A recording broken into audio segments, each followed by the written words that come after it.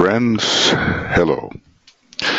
Today is the 12th of December, or rather, January 2018, and I'm beginning to work here in this important book, a treatise on white magic, which, as you may know if you have participated in the arcane school, is the second lesson set that they teach after the Light on the Path series. This is an important book, and it deals with the control of the astral body, and it is a book which is foundational to discipleship as Master DK has presented it. I really don't know how long this video commentary will take. When I began to work on the rays and the initiations, which is now complete, and it was only part 2, it seemed to take more than 3 years. But we'll see as we go along. The books that are now completed in one form or another with commentary are the rays and the initiations, and the first part of the book is written. So there is some exactitude to that, and then when the second part begins, I do the video commentary. The entire book, Esoteric Astrology, is done with video commentary, and the book, A Treatise on White Magic, is a treatise on the, on cosmic fire. Yeah, A Treatise on Cosmic Fire is done in a mostly written form, with the last 100 or so pages done with a video commentary. So you'll have plenty to study. The idea behind this work is to suggest thoughts for study groups and for individual study, things that may have come to your mind or perhaps have not come to your mind, and which can help to bring things together in a more unified manner, so that the teaching becomes one great wholeness rather than a lot of disparate pieces of information. I'd actually like to begin with the Great Invocation and then show you the chart for the beginning of this endeavor. So let's align with this great word of power.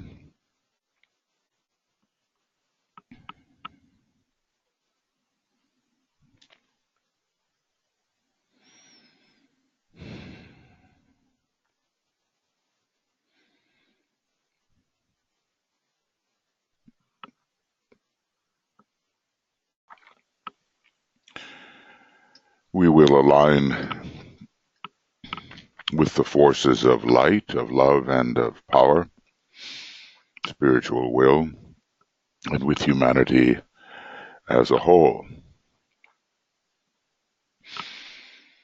From the point of light within the mind of God, let light stream forth into the minds of men. Let light descend on earth. From the point of love within the heart of God, let love stream forth into the hearts of men. May Christ return to earth.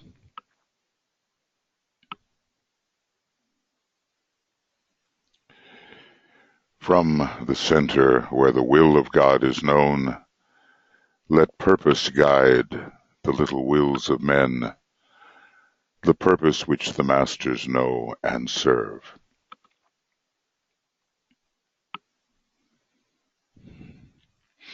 From the center which we call the race of men, let the plan of love and light work out, and may it seal the door where evil dwells. Let light and love and power restore the plan on earth.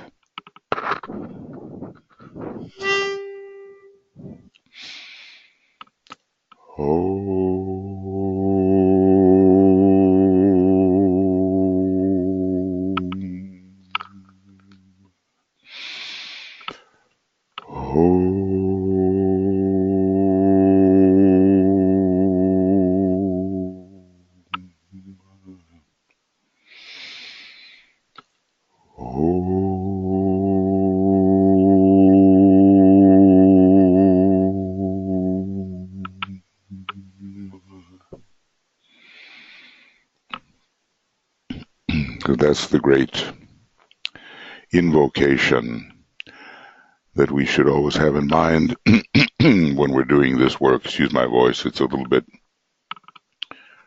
early in the morning here in Finland. Not so early, but I haven't been doing much talking yet. I guess we can say that these video commentaries will be somewhat informal, somewhat conversational, as if I were working with you, let's say, in a study group. And it's not meant to be a totally formal presentation, but one which stimulates your thought. Now, I want to look at the chart with which we begin this work. It's got Capricorn rising here. It's about sunrise here. And of course, the Sabian symbols are nice to use. The moon has moved into Sagittarius, which I think is, it's better to begin with the moon in Sagittarius than with Scorpio. It gives that kind of forward-looking progression and enthusiasm, which is useful. All of these degrees, 22 plus for the Sun and Venus, have a rather nice symbol here, 2 awards for bravery in war. Sometimes I think that when undertaking commentaries of this kind, one has to be rather brave. One never knows what one is going to run into, and whether one will know something worth communicating. Here, the Mercury and Saturn are in conjunction, which concentrates the thought, and this is a good thing, because we want to be as accurate as possible. The Sun and Venus are together, rising, so hopefully this is the influence of the solar angel, because the solar angel plays a very big role in white magic, as we will see when we read the rules in just a moment. We have a Jupiter and Mars conjunction in Scorpio and Vesta, so there is a certain amount of expansive attitude here and the overcoming of obstacles. Pluto is also rising, so I hope this means that we go deeply into the book. I'm not pretending that the last word can be said, because there's so much missing from a treatise on white magic. The practical words of power are missing, but he tells us that if we will study this work academically, then when the time comes to release these words of power and of accomplishment, we will be farther ahead.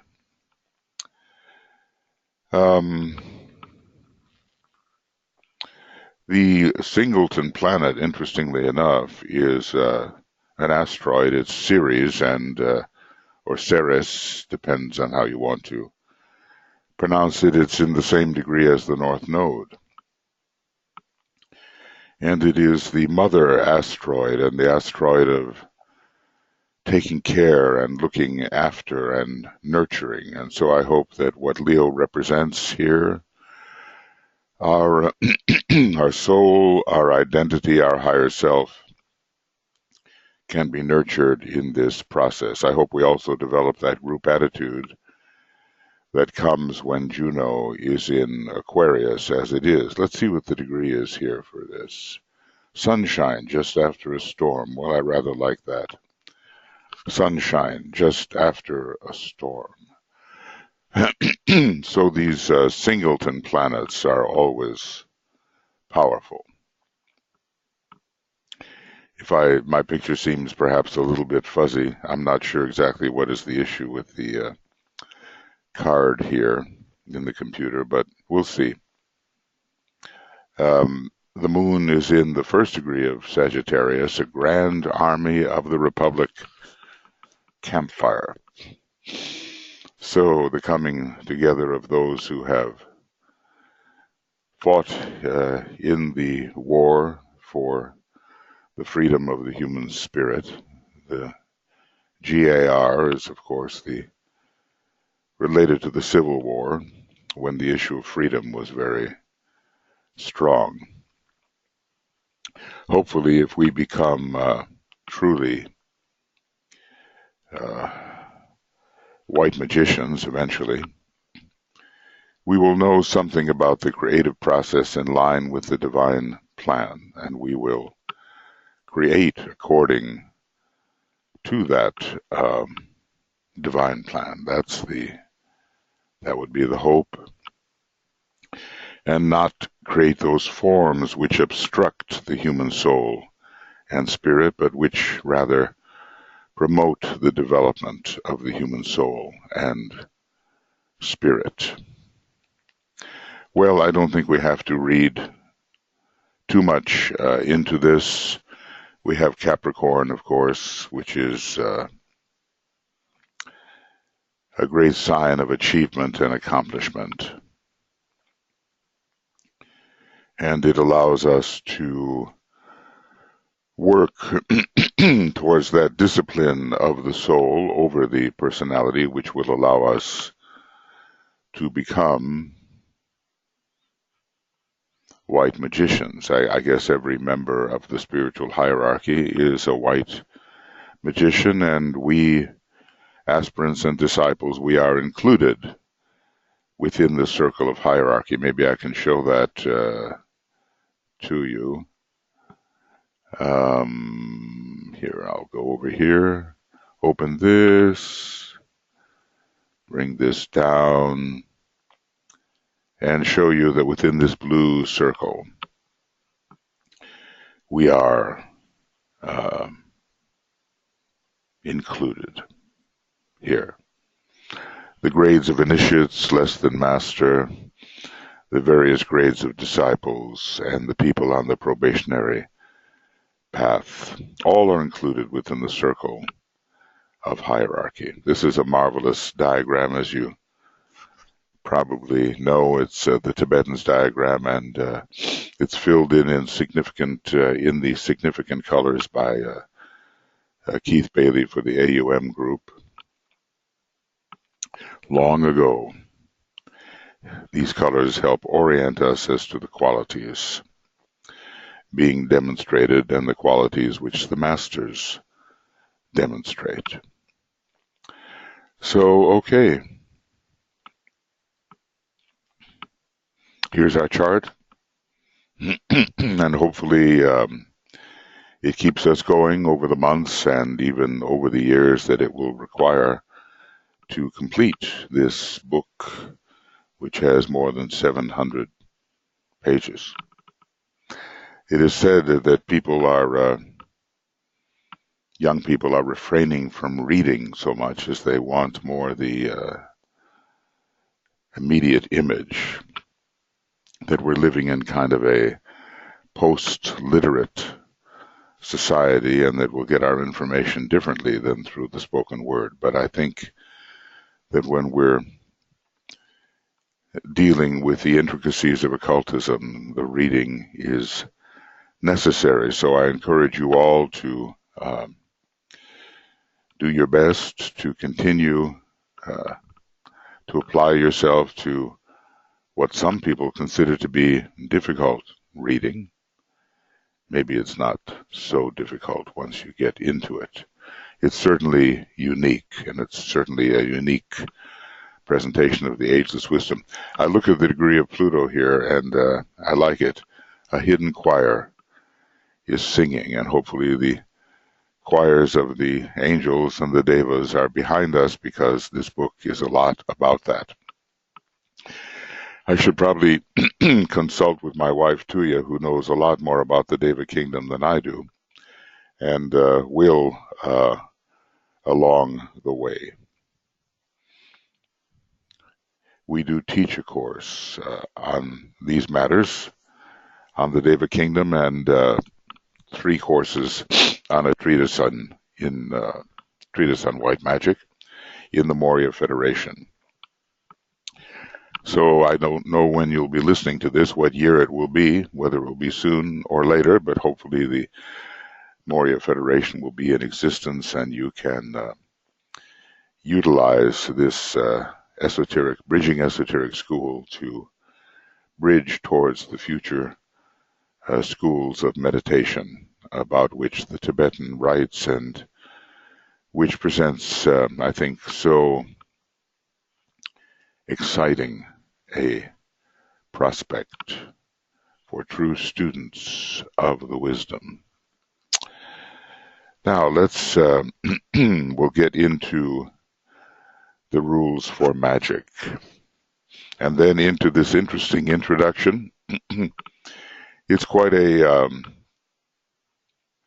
lengthy introduction to the book, and in a way it had such a degree of depth and complexity that the story goes that in one of the editions of the book it was included more than once, because people didn't realize they had already read through the first part, and they started to include it again as if it were entirely new.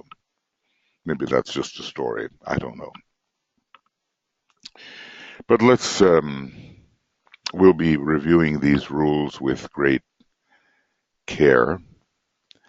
So let's concentrate our soul-infused mind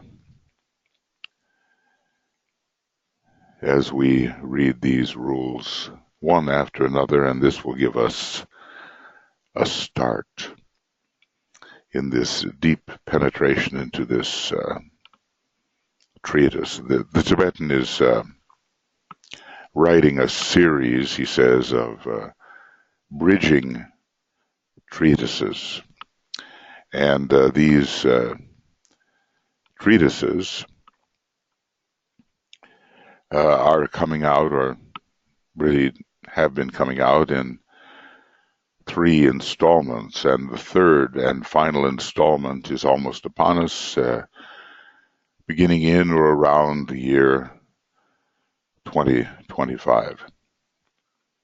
And I think we'll, bridge towards the possibility of the beginning of the Aquarian Age in 2117. That's the year given in one of the Tibetan's letters to the psychologist Roberto Assagioli, who was a member of his discipleship groups.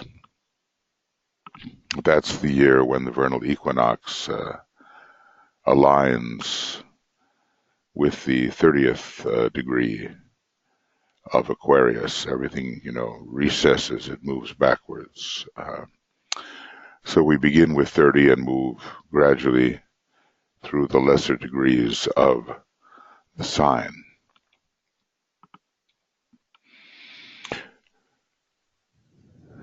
Well, it's we'll be here and being born during these years of the Aquarian age, where in which so much promise for humanity exists. So let's thoughtfully read these 15 rules for white magic. The solar angel collects himself, scatters not his force, but in meditation deep communicates with his reflection. That's rule 1. Rule 2. When the shadow hath responded, in meditation deep the work proceedeth. The lower light is thrown upward, the greater light illuminates the three, and the work of the four proceedeth.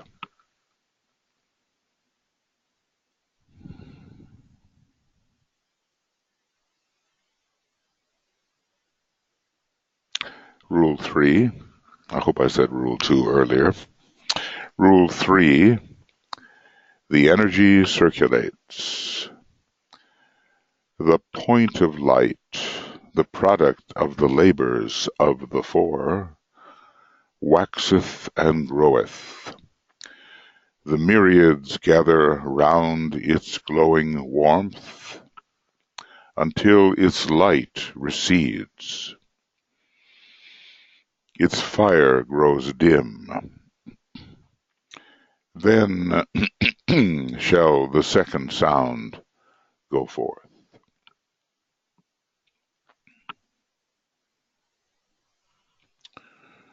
Rule 4.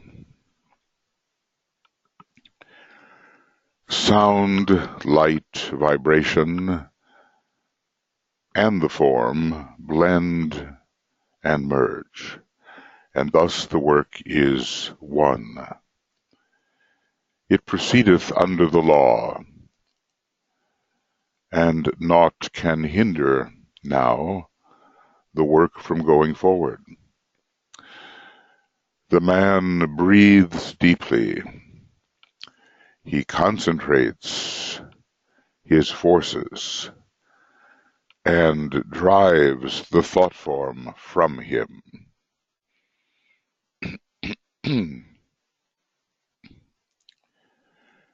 Rule 5. 3 things engage the solar angel before the sheath of the one who thus creates. I think it passes downward.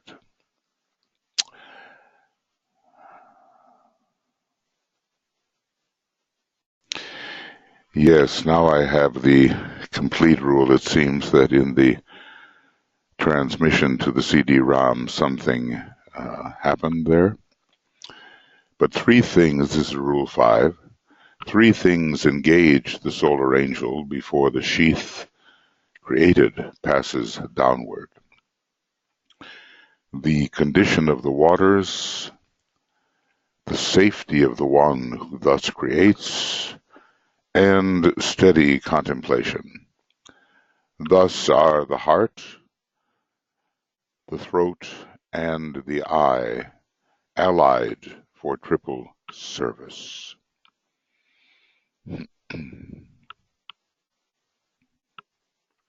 Rule 6.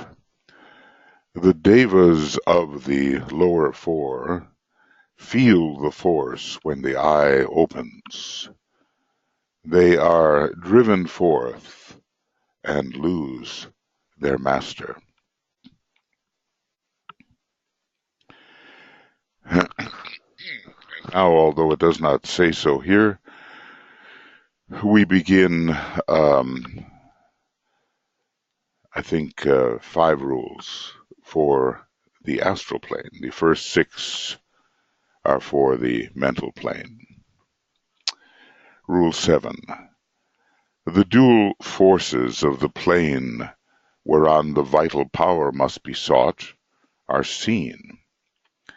The 2 paths face the solar angel. The poles vibrate. A choice confronts the one who meditates.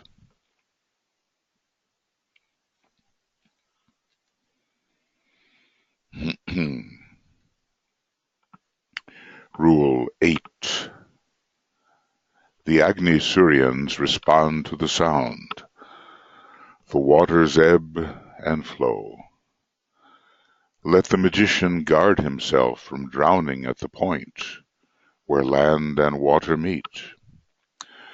The midway spot, which is neither dry nor wet, must provide the standing place whereon his feet are set. When water, land, and air meet, there is the place for magic to be wrought.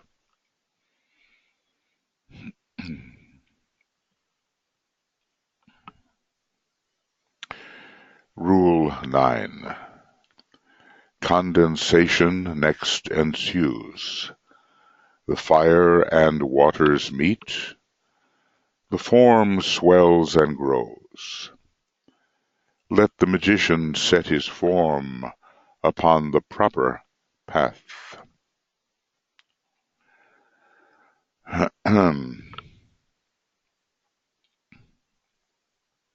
Rule 10. As the waters bathe the form created, they are absorbed and used. The form increases in its strength. Let the magician thus continue until the work suffices. Let the outer builders cease their labors then, and let the inner workers enter on their cycle. We can see, that this is very technical presentation and requires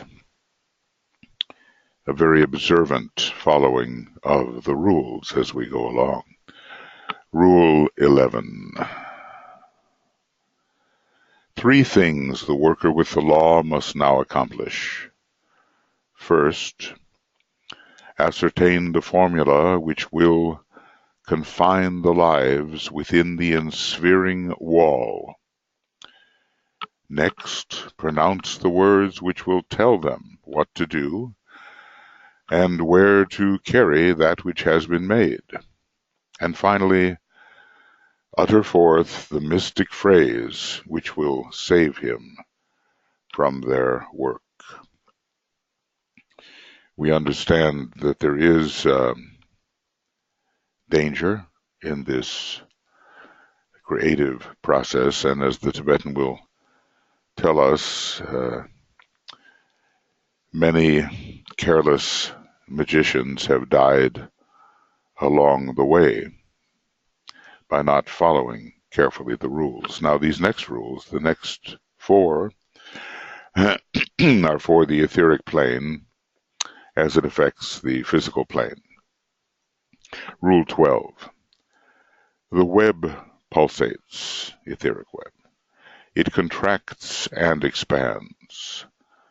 Let the magician seize the midway point and thus release those prisoners of the planet whose note is right and justly tuned to that which must be made.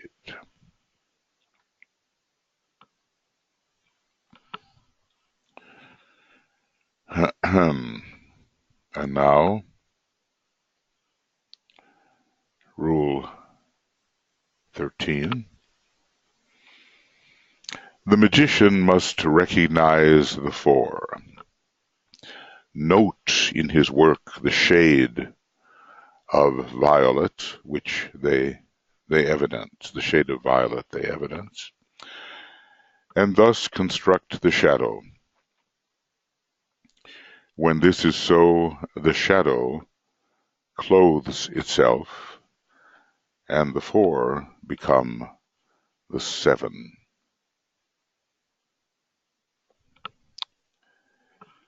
Rule 14. The sound swells out. The hour of danger to the soul courageous draweth near.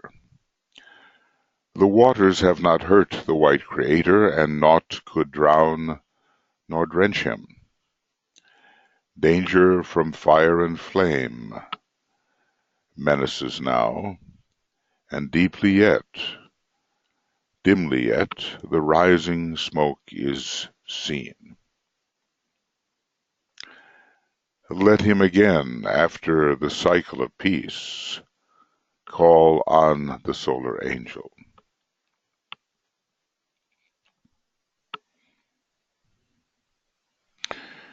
Rule 15. The fires approach the shadow, yet burn it not. The fire sheath is completed. Let the magician chant the words that blend the fire and water. Now, all of this, you know, is taken from a treatise on cosmic fire, and when we went through a treatise on cosmic fire, I'm trying to think, was it? Yeah, I think I've written on these matters. There was some commentary offered, but we will do that again in the larger scope with this particular book. I think I also called upon some sections from a treatise on white magic when I was doing the written commentary on a treatise on cosmic fire. That did take a long time. Well, here are the 15 rules. At one point, I memorized them. Of course, one has to keep them going in order for them to stay in the memory. So, now we can get into the book itself. And I suppose this is something of the introduction. Yes, it is. And we will see how careful the Tibetan is in laying out the foundation for this significant book. And we will try, many of the things that are going to be found here, you will be familiar with, and other things perhaps not as much. But we will, in fact, begin. So these are introductory remarks, and he begins with man's three aspects, which we probably recognize as the spirit, the soul, and the body or personality. Personality is often considered body, not just the physical body, but it is comprised of a number of vehicles, and as a whole is considered body. So I think what I have to do is I'd like to use Verdana.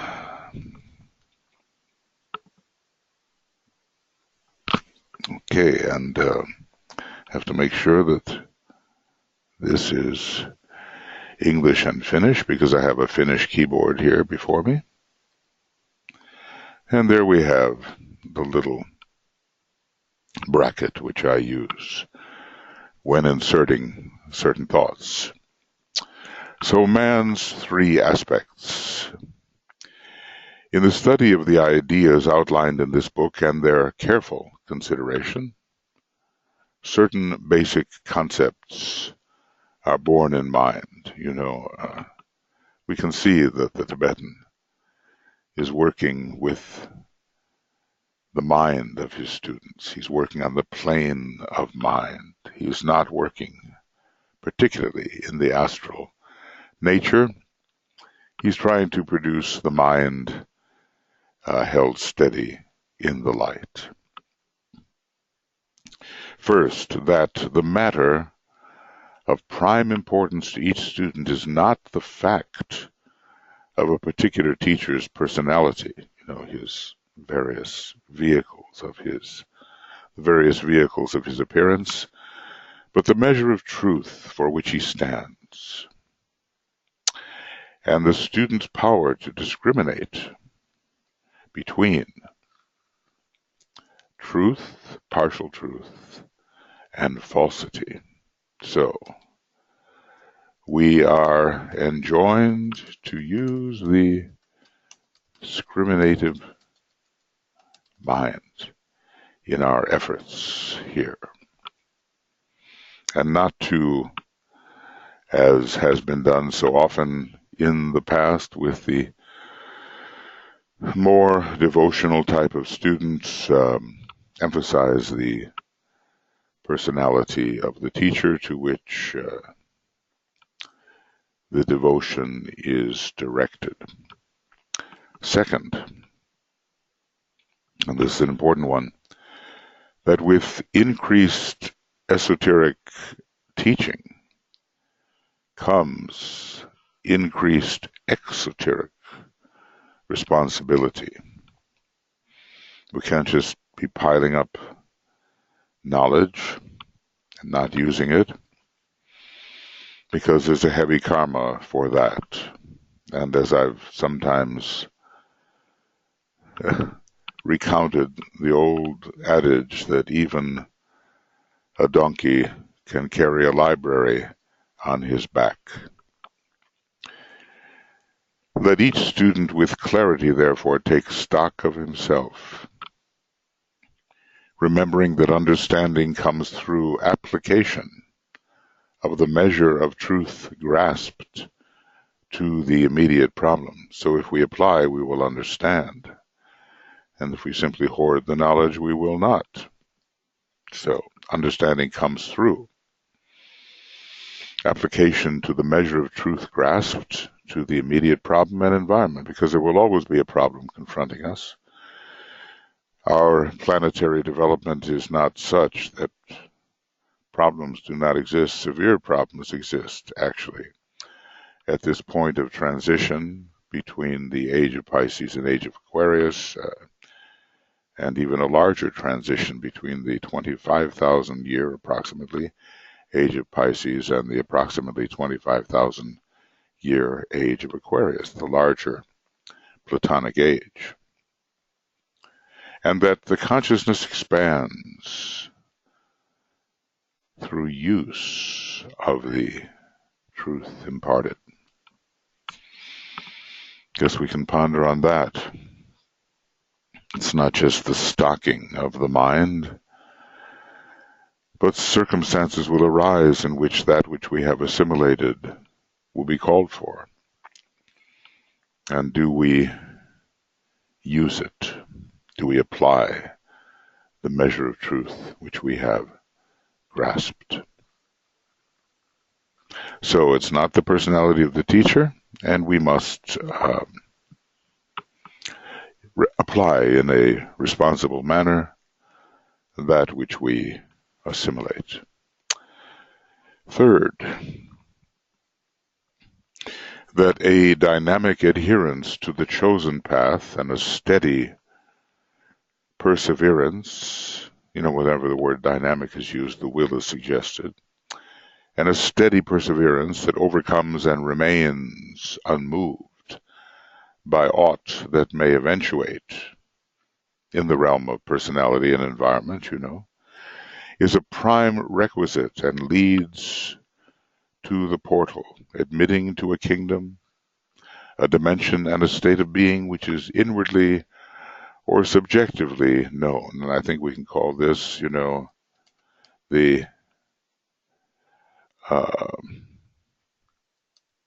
fifth kingdom of nature, the kingdom of the soul. That is the kingdom to which really we are making application in all these studies. It is this state of realization which produces changes in form and environment commensurate with its power. So we do not get off the path. We do not deviate, or if we do deviate, we come back very quickly. He says that is the capacity of the disciple to return quickly to the path if deviation has been experienced. And a steady perseverance. This is the kind of perseverance of the second ray, interestingly enough.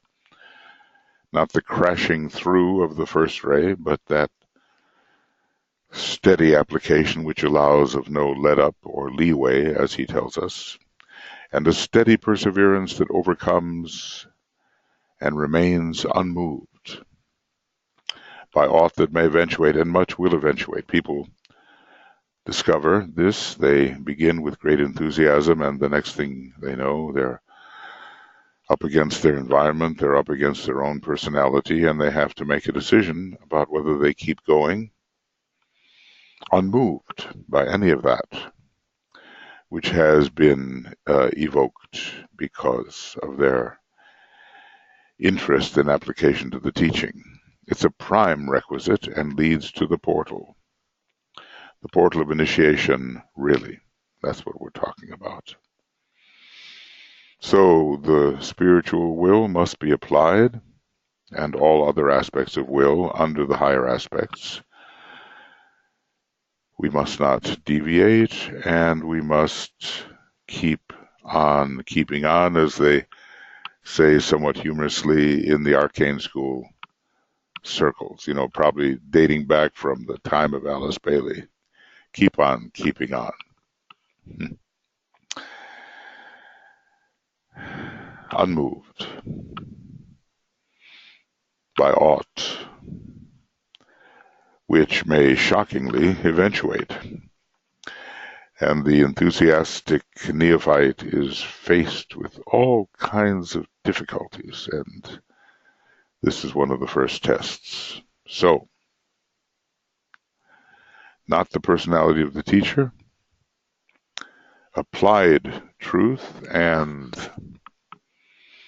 dynamic adherence and perseverance, and being unmoved by whatever may eventuate.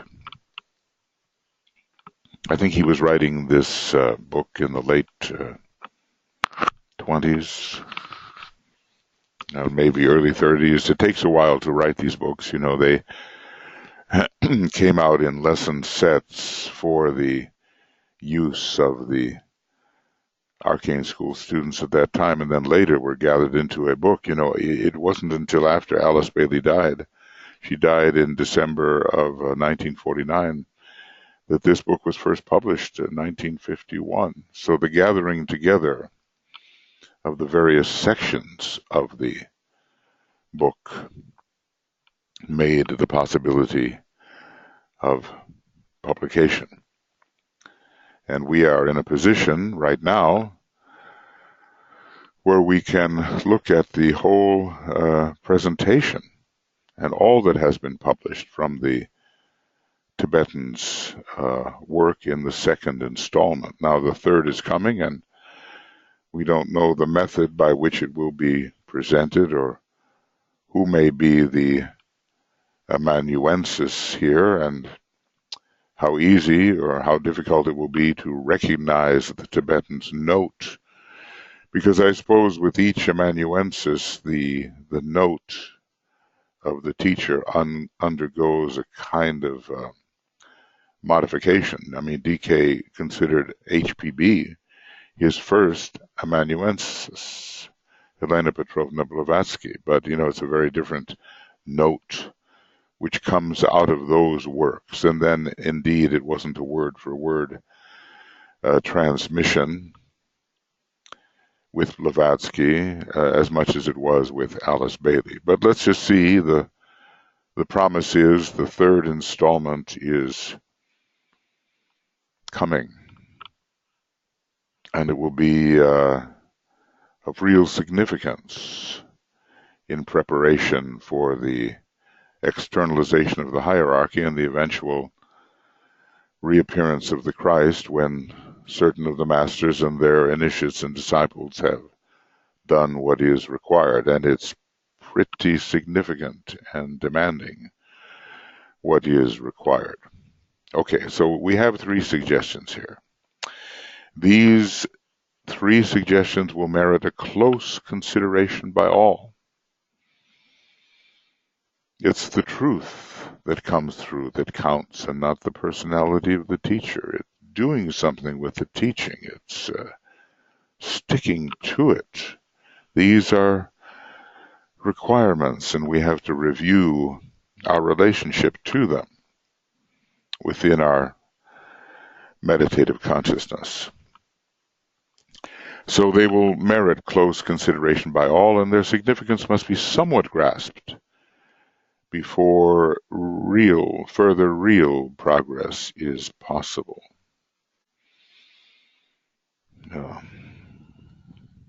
It is not my function to make individual and personal application of the teaching given. That's up to us, right? This must be done by each student for himself.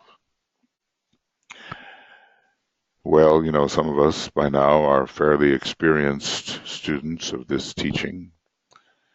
And we know it isn't an easy teaching, but it is deep and as thorough as may be possible for people of our nature. You have wisely guarded the teaching from the taint of superimposed authority. I guess, in a way, he's speaking to Alice Bailey and maybe to some of his group members. I think in 1931 or so, the group members began to be chosen. Maybe the book was written beforehand, started to be written beforehand.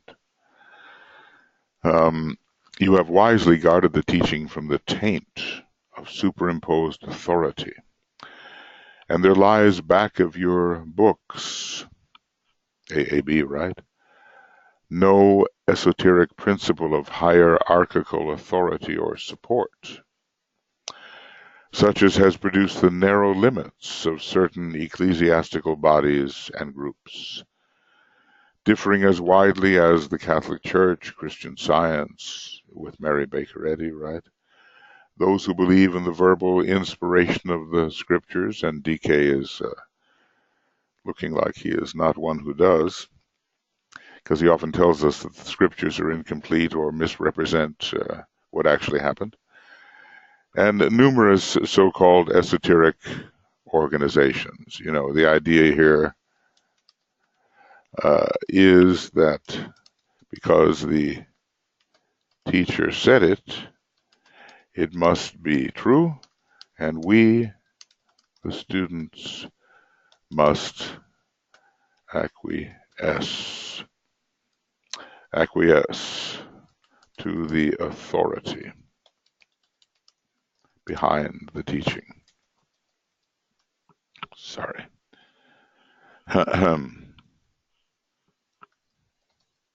Well, how about a little spelling here? T-E-A, teaching.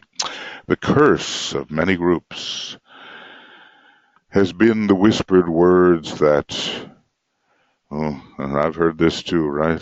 People conveying messages to you about what you must do because the hierarchy suggests it. Those who know wish. The master says. The great ones command. And of course, you must fall into line which gives the conveyor of the message a certain ego satisfaction, because he or she is the intermediary conveying that which you must obey. So it's like obeying the one who conveys. And the group of silly sheep feebly and blindly tumble over themselves to obey. Here the comparison, to members of the animal kingdom. This is what Master Moria always does. He says, compare people to animals and they will soon place emphasis upon their human pedigree. So all of these messages conveyed are a curse. And this will to obey the authority, well, we're still in a sixth ray age. It's passing out, but there is the tendency with that ray particularly to obey in that manner. They think thereby, through their misplaced devotion, to contact certain authoritative personages and to get into heaven by some shortcut. Whatever heaven is, whether it's a higher plane or some post-mortem state. So you, I suppose, this must be to Alice Bailey, because the books are hers, really. You have wisely guarded your books from the reaction accorded to those who claim to be masters, adepts, and initiates. And there's so many, it's just ludicrous when you see what their real accomplishments are compared to their claims. My anonymity and status must be preserved. Okay, Alice Bailey knows what that is. And my rank be regarded as only that of a senior student and of an aspirant to the expansion of consciousness, which is for me the next step forward. Well, okay. And maybe it would have been entirely guarded. But, somewhere in the stress of the teaching many, many years later, Alice Bailey apparently left at the bottom of a document the words Jual Kul. Maybe it was the Tibetan's intention to remain anonymous throughout the entire teaching. And for those who could intuit his identity, well, then they did. But it was revealed many years later, and who's to say? Did the revelation have necessarily a bad effect? Did it promote this curse that the Tibetan says this, or rather, Jual Kul says this and that? What I say of truth alone is of moment. The inspiration and help I can accord to any pilgrim on the path is alone vital. That which I have learned through experience, note through experience, is at the disposal of the earnest aspirant, and the wideness of the vision which I can impart, owing to my having climbed higher up the mountain than some. I see the humility of how he writes, is my main contribution. Upon these points the students are at liberty to ponder, omitting idle speculation as to the exact details of unimportant personalities, including his own, I suppose, and environing conditions. So this is how we are to address his teaching.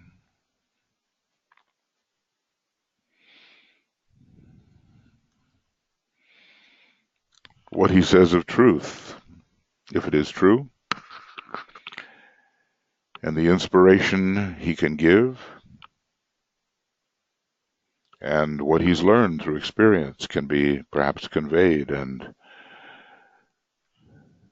made, confirmed in the consciousness of the student who receives that which is conveyed.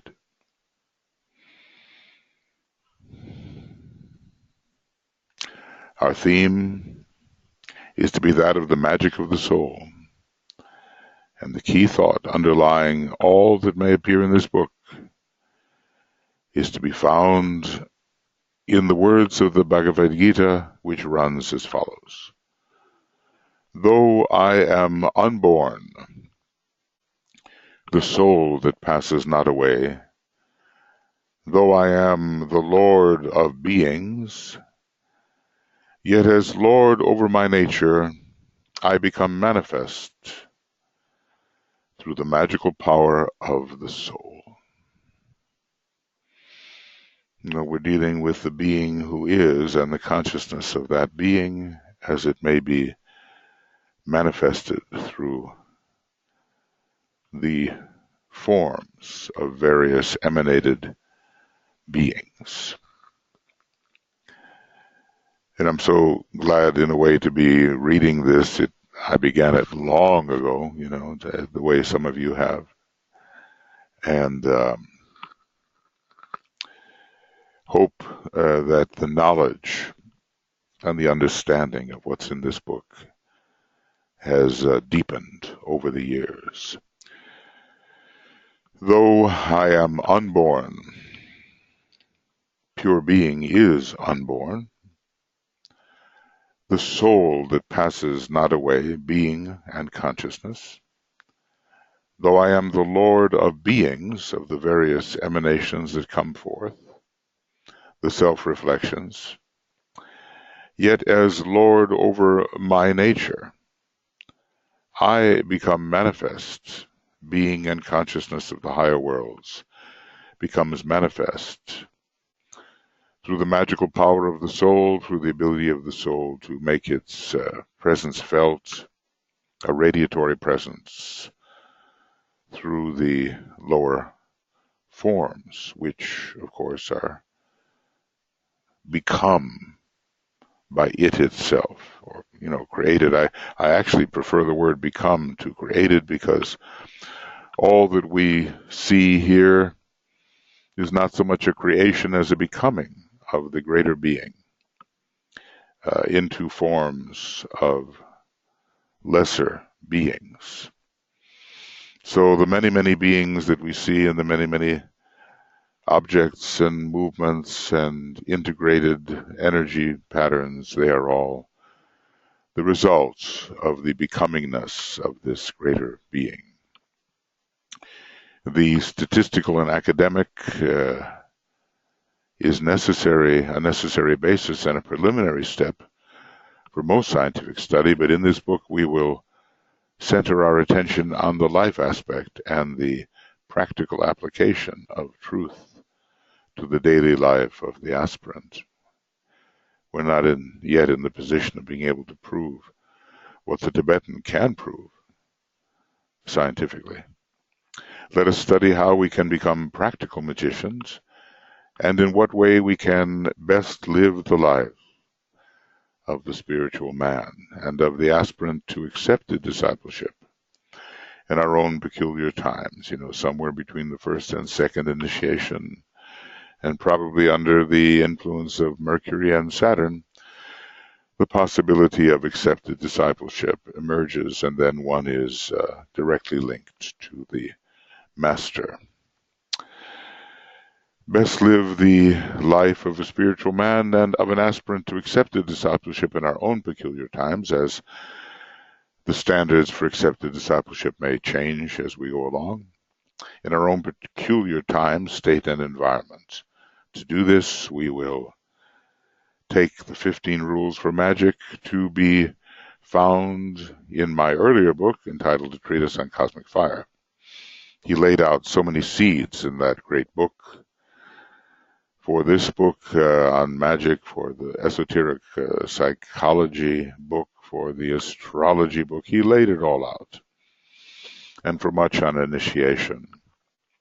I will comment on them, on these rules, dealing not with their cosmic significance or with their solar and other correspondences and analogies, which obviously then exist, but applying them to the work of the aspirant and giving practical suggestions for better development of soul contact and soul manifestation. So it's going to be a practical book, as we would expect under the seventh ray.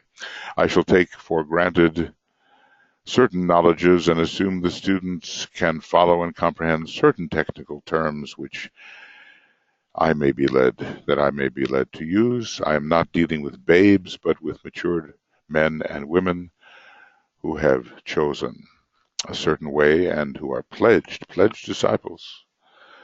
May we all be so, to walk in the light.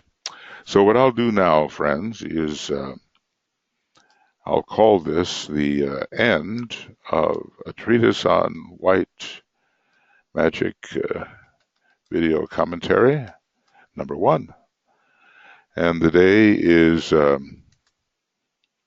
12 January 18 and about 1 hour. And then we'll go on in our later beginning of a treatise on white magic video commentary number 2. So this would be about an hour in length, and at least we've gotten started. Maybe things sometimes are a little bit shaky when one gets started, but as I say, this is a conversation about the book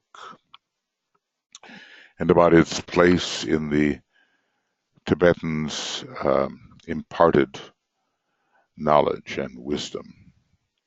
And we'll just do our best. It's a foundational book and something that all of us have to study. So be seeing you soon, and we will move on together. Bye-bye for now.